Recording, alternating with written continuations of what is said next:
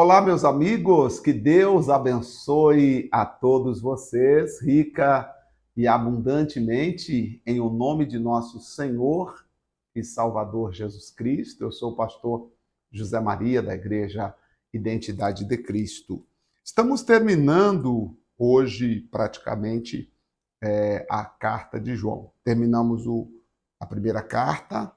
A segunda carta é pequenininha, apenas 13 versículos. Também a terceira carta que ele escreveu é ainda menor, aliás, 15 versículos, do mesmo tamanho. Nós vimos que na primeira carta, João enfatiza acerca do amor fraternal e também mostra para que nós estejamos fundados em Cristo Jesus e não em demagogia ou muito menos nos pensamentos humanos. Pedro também falou sobre isso, sobre a importância de tomar cuidado para não ser levado com aqueles que muitas vezes têm no coração o intuito de enganar, ludibriar as pessoas e fazê-las seguirem por outro caminho, que não é o caminho de Deus. Agora, vamos ver a segunda carta de João.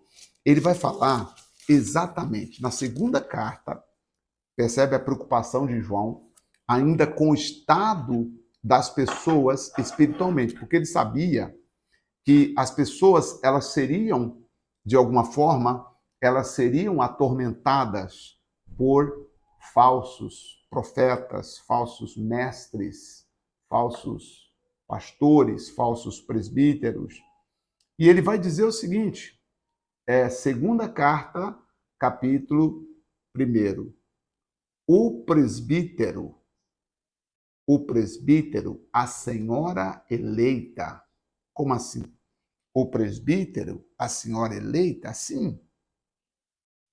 Essa senhora eleita e a seus filhos, os quais amo na verdade, e não somente eu, mas todos os que têm conhecido a verdade, por amor da verdade que está em nós, e para sempre estará conosco. Graça seja convosco e misericórdia e paz da parte de Deus e da parte de nosso Senhor Jesus Cristo, o Filho do Pai, em verdade e amor.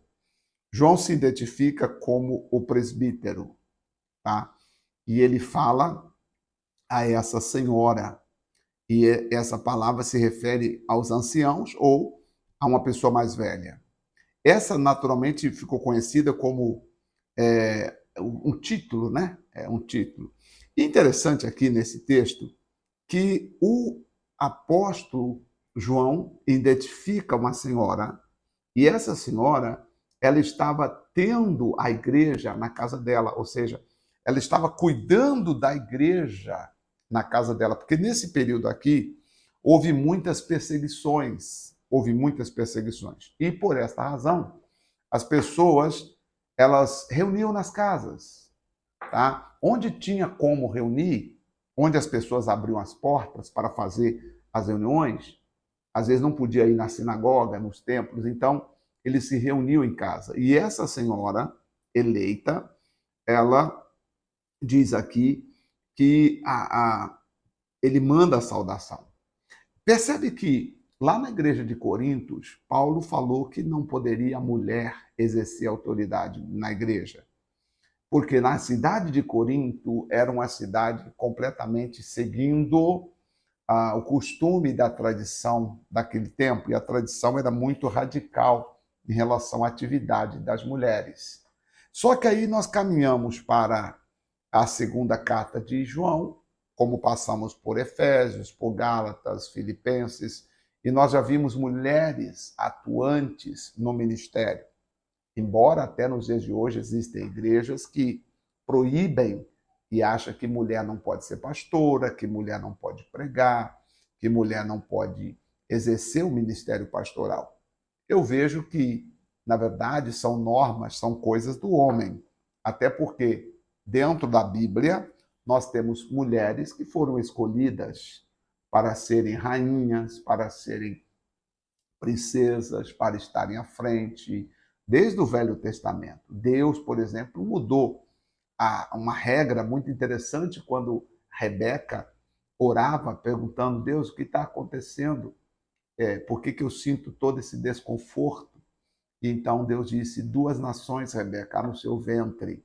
O filho mais novo, o que nascer primeiro vai servir o outro, tá? O filho mais velho servirá ao menor, tá? Então, Deus mudou isso no coração de Rebeca, e Rebeca nem contou para o marido dela, ela esperou até o momento certo em que ela disse: não, eu preciso fazer alguma coisa, porque Deus me falou, Deus me disse que o meu filho mais velho não é o herdeiro. Porque Deus é o Senhor, então ele conduz da maneira dele. Eu, particularmente, lendo a Bíblia, como já li várias vezes, eu não vejo acepção entre homem e mulher fazer a obra. Claro que tudo depende do chamado de Deus. Se Deus chamou, minha amiga, se apresente. Esqueça a opinião dos outros. Se Deus chamou, meu amigo, esqueça a opinião dos outros. Se apresente. Seja como aqui a senhora eleita. Alguns pregadores, até para dizer que não era uma mulher, chega a dizer que essa senhora eleita era a igreja, e só para tirar o mérito dela. Coitados.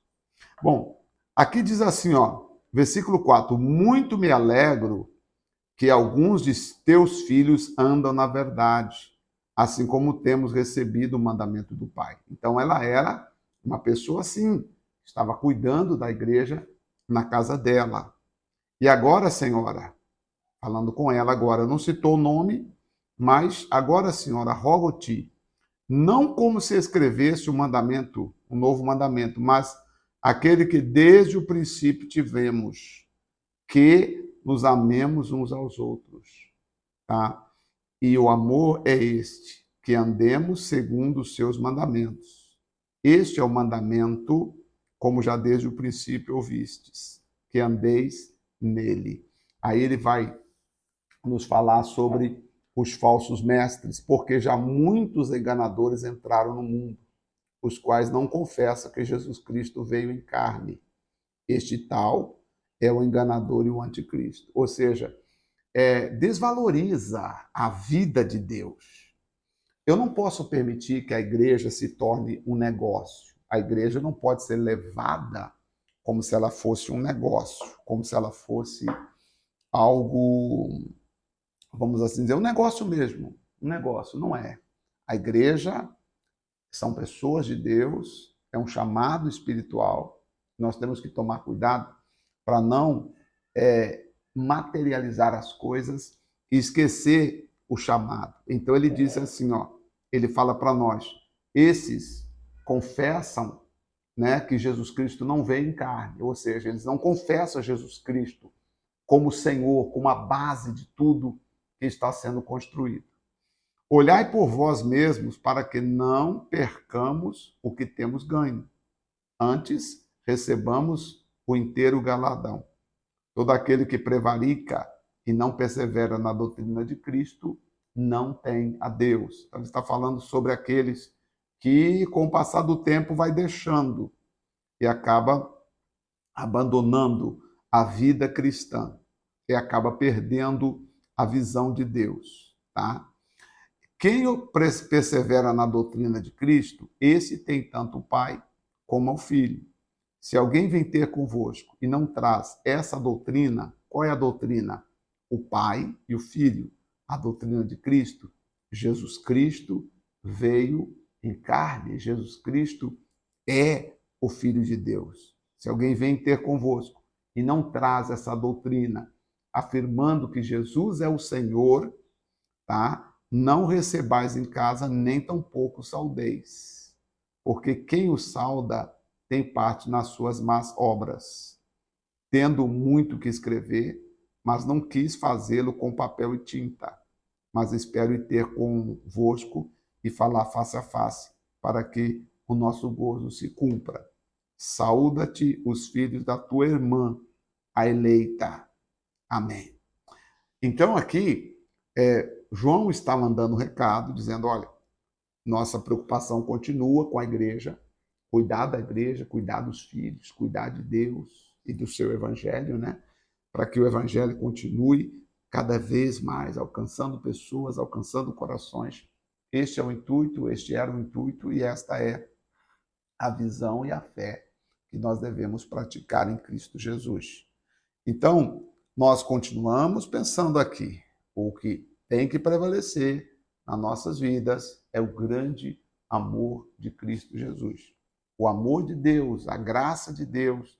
E você percebe que, mais uma vez, o apóstolo João vai dizer sobre a importância de nós termos o Senhor Jesus como o Senhor da nossa vida.